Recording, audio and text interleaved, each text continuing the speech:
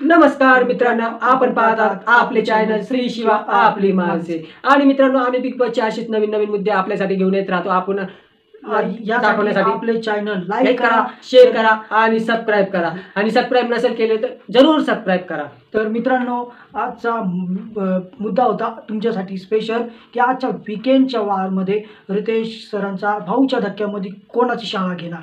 तर मित्रांनो, मला असं वाटतं की आज सर्वात पहिले वैभवची शाळा घेतलेली आहे। तर वैभवची शाळा म्हणजे वैभवला भाऊनी बोललेला आहे गद्दार। आणि मित्रांनो, आम्ही ही व्हिडिओ पण बनवून टाकलेली होती 2 दिवसापूर्वी की आमची व्हिडिओ पण जरूर जाऊन बघा। आम्ही पण त्याच्यात भाऊ जे बोललाय तेच बोललेलो होतो आणि आमचे मुद्दे कधी पण खरे असतात। कारण की वैभवचा मोठा मुद्दा आहे, तो टीमला बिनसंगती गद्दार निघलेला आहे। हे रितेश सरांना पण नाही आवडलेलं आणि आपल्या महाराष्ट्राला पण नाही आवडलेलं। आणि मेन मुद्दा म्हणजे रितेश सरांनी विचारलं अरबाजला गद्दार कोण, तर नाव त्यांनी कोणाचं घेतलं?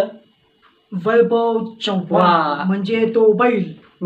आणि आम्ही तुम्हाला हे मागच्या पण व्हिडिओमध्ये सांगितलेलं आहे की अरबाज फक्त गेम खेळायला आलेला आहे, तो काय मैत्री निवायला आलेला नाही। या फक्त जान्हवी आणि वैभव हे मैत्री करतायत। तर वैभवची आज चांगली जोरात झालेली आहे शाळा आणि त्याची आता समजले असेल की त्याला गद्दार, तर आता बाहेर पण आल्यावरती त्याला गद्दारचा ठपका बसलेला आणि प्लस गद्दारचा तर लागला अजून एक दुसरा मुद्दा त्याला लागलेला आहे, तो म्हणजे अरबाजची बायको, अरबाजची सेकंड बायको।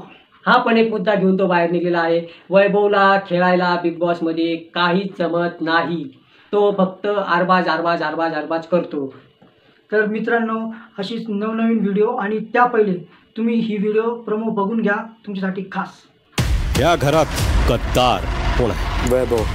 तुम्ही जर असं म्हणाला असताना वैभव, मला तुम्ही तुमच्या टीम मधला समजू नका। हे बोलायला ना जिगर लागतं, जिगर। हे बाजारात प्रोटीनच्या डब्यात नाही मिळत। आम्ही आतमध्ये वैभव पाठवलाय, गद्दार म्हणून बाहेर येऊ नका।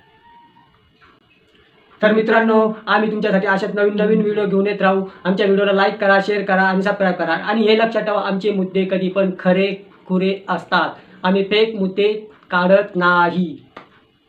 नमस्कार, धन्यवाद।